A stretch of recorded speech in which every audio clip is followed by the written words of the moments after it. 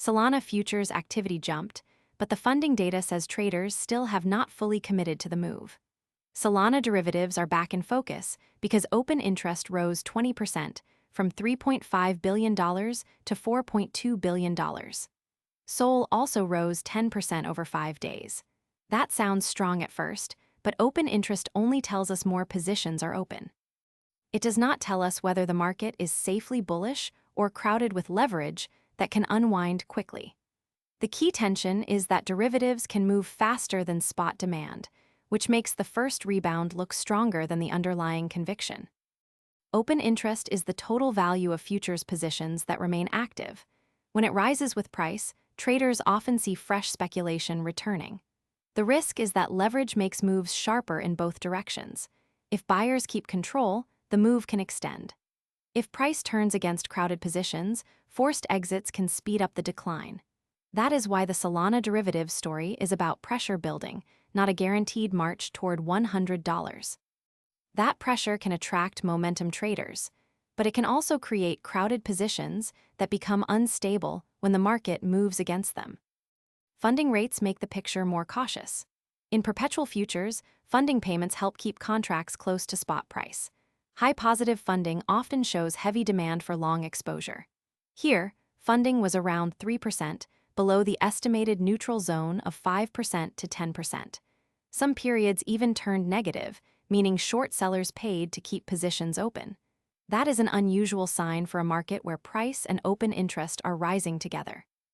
A market with rising price, rising open interest, and muted funding often needs confirmation from spot buyers before the move feels durable. The macro backdrop helped risk appetite. The setup linked better sentiment to the extension of the ceasefire between the United States and Iran, along with an 8% drop in Brent prices. Lower oil pressure can reduce stress around inflation and geopolitical risk, which can help risk assets. But that is an external push. It does not prove Solana network demand alone caused the futures activity, and it can fade if the macro backdrop changes. That outside support can be useful, but it also means traders need to watch whether risk appetite remains friendly after the headline catalyst fades. The network side remains mixed.